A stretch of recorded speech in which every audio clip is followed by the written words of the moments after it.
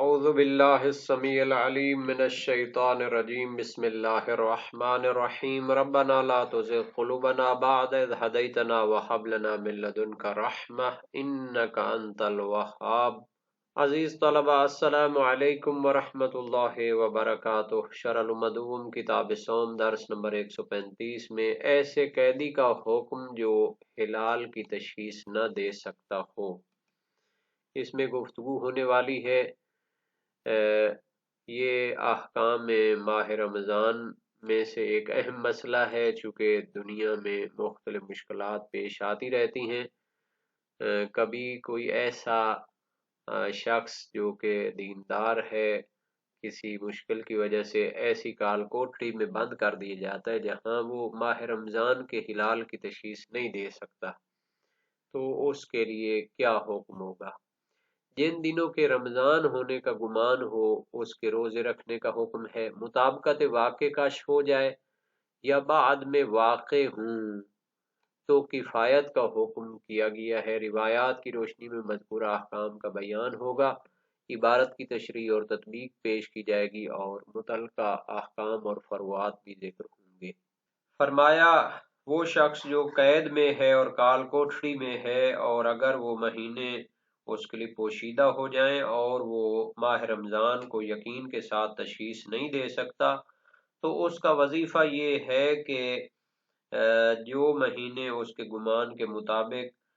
ماہ رمضان بنتا ہے تو اس کا وہ روزہ رکھے۔ جن مہینوں کے اندر اس کو گمان ہے کہ اس میں ماہ رمضان یہ ہے تو انہی کو وہ روزہ رکھے۔ اگر بعد میں اس کا گمان مطابق واقع نکل آئے اور معلوم ہو کہ اس نے جو روزے رکھے تھے وہ ماہ رمضان کے اندر ہی واقع ہوئے ہیں، یا پھر اس کا گمان مطابق واقع نہ ہو بلکہ ماہ رمضان کے دن گزرنے کے بعد اس نے روزے رکھے ہوں، یا ایک تیسری صورت بھی ہو سکتی ہے کہ اصلاً حالت اشتباہ پر باقی رہے اور اسے معلوم نہ ہو کہ ماہ رمضان کے اندر اس کے روزے رکھے گئے تھے یا اس کے بعد تھے، تو ان تینوں صورتوں میں اس کے روزے صحیح اور مجزی اور کافی ہوں گے۔ ایک اور صورت، اگر معلوم ہو کہ جو روزے اس نے رکھے تھے وہ ماہ رمضان کے دنوں سے پہلے رکھ لیے تھے، تو اس صورت میں اسے ماہ رمضان آنے پر روزے رکھنے چاہیے اور وہ مجزی نہیں ہوں گے جو اس نے واجب ہونے سے پہلے رکھے ہوئے تھے۔ عبارت کو دیکھتے ہیں۔ والمحبوس بحیث غمت علیہ الشہور یتوخی اے یتحری شہرا یغلب علی ظنہ انہ ہوا فیجب علیہ صومہ فإن وافق او ظہر متأخرا او استمر الاشتباہ اجزاء وإن ظہر تقدم اعادا۔ جو شخص کال کوٹھڑی میں قید ہو، زندانی ہو، بحیث اس طرح غمت علیہ شہوروں کے مہینے اس کے لیے مخفی ہو جائیں، غمہ یعنی مخفی ہو جانا، علیہ اس پر، الشہور مہینوں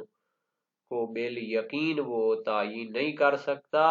تو یتوخا اے یتحرا شہرن یغلب علی ظنہ، تو اس مہینے کو وہ اخذ کرے گا جس کے بارے میں اس کا گمان غالب ہے کہ وہ ماہ رمضان ہے۔ یتوخا یا یتحرا کا جو معنی ہو سکتا ہے یعنی جستجو کرنا اس مہینے کو کہ جس کے بارے میں اس کا گمان غالب ہے انہ ہوا وہ ماہ رمضان ہے، فیجب علیہ صومہ تو اسی کا وہ روزہ رکھے گا، فإن وافق او ظہر متأخرا او استمر الاشتباہ اجزاء۔ تو اب انسان نے اس اضطرار اور مشکل کے وقت اپنے گمان پر عمل کیا، بعد میں 4 صورتیں ہیں، 3 صورتوں میں مجزی ہے، ایک صورت میں اعادہ واجب ہے۔ 3 صورتیں جن میں مجزی ہے، فإن وافق اگر اس نے جو جن دنوں کے روزے رکھے تھے وہی ماہ رمضان تھا حقیقت میں، اگر اس کے عمل کی موافقت واقع کے ساتھ ہو جائے تو بھی مجزی، اور ظہر متأخرن، دوسری صورت اگر اس نے جن دنوں میں روزے رکھے تھے وہ ماہ رمضان گزرنے کے بعد تھے تو بھی مجزی، کیونکہ اس نے اضطرار کی وجہ سے ماہ رمضان کے روزے نہیں رکھے تو ان کی قضا تو اس نے کر لی۔ او استمر الاشتباہ ہو، تیسری صورت یہ ہے کہ بعد میں اس کو پتہ ہی نہیں چلتا کہ میرے روزے جو تھے وہ ماہ رمضان کے اندر واقع ہوئے تھے یا بعد میں تھے یا پہلے تھے، اشتباہ باقی رہتا ہے، اجزاء تو وہی کافی ہوں گے۔ وَإِنْ ظَهَرَ التَّقَدُّمُ أَعَادَ، اور اگر ظاہر ہو جائے بعد میں کہ اس نے تو ماہ رمضان سے پہلے اپنے روزے رکھ لیے ہوئے تھے، اعادہ تو ان کا اعادہ کرنا پڑے گا۔ اگر تو ماہ رمضان کے اندر پتہ چل جائے تو اسی میں رکھ لے، اور اگر وقت گزر چکا ہو بعد میں پتہ چلے کہ اس نے تو ماہ رمضان کے روزے اس سے پہلے رکھے تھے تو پھر اس کو قضا کرنی پڑے گی۔ تو یہ چار صورتیں ہیں، تین میں مجزی ہے اور ایک میں اس کو کافی نہیں ہے، قضا کرنی پڑے گی۔ وَيَلْحَقُ مَا ظَنَّهُ حُكْمُ الشَّهْرِ فی وجوب الکفارت فی افساد یوم منہ ووجوب متابعته واکمالہ 30 لو لم یر الہلال واحکام العید بعدہ من الصلاة والفطرۃ۔ فرماتے ہیں جس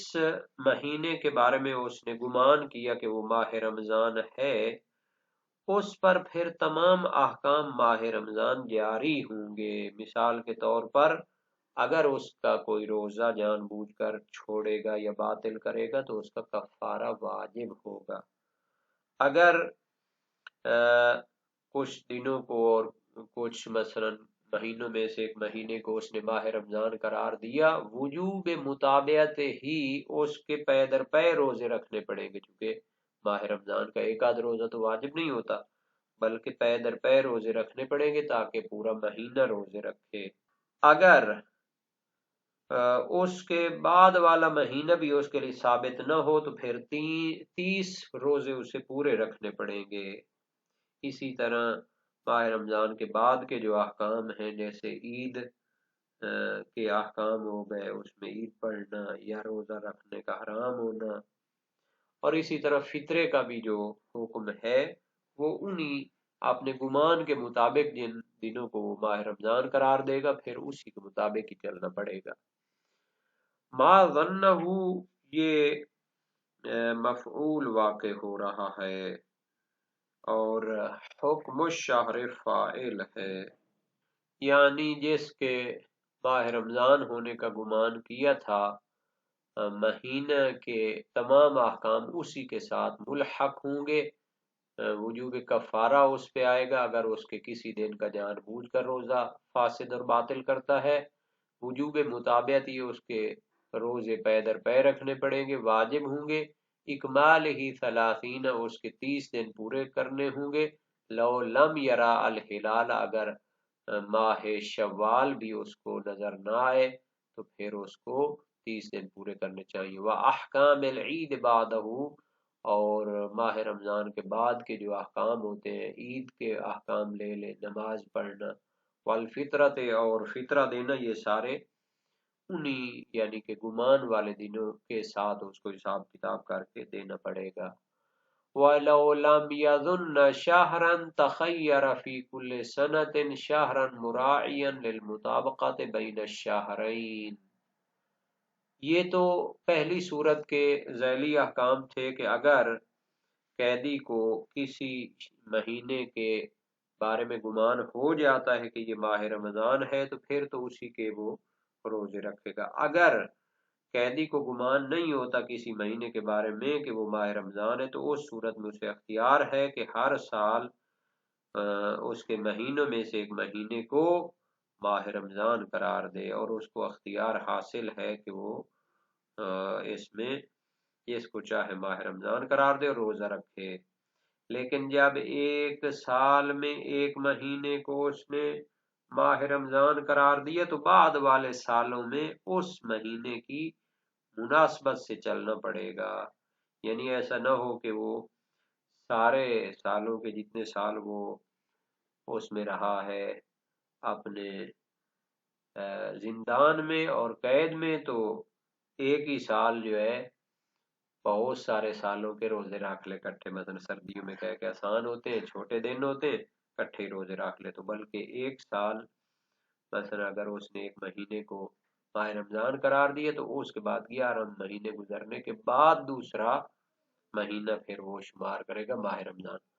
لو لم یظن شہرن، اگر اس کا کسی مہینے کے بارے میں گمان نہ ہوا ہو کہ یہ مہینہ ماہ رمضان ہے، تخیر فی کل سنت شہرن،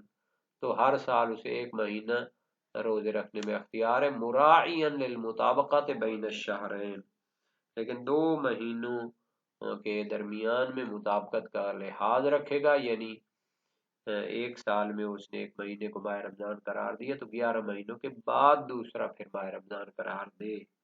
تو اس طرح درمیان میں جو 11 ماہ کا گزرنا ہے اس کا لحاظ کرنا چاہیے۔ یہاں پہ ایک اہم بحث ہے، لیکن شہید ثانی نے اس کو نہایت ہی اختصار کے ساتھ بیان کیا، شہید اول نے بھی،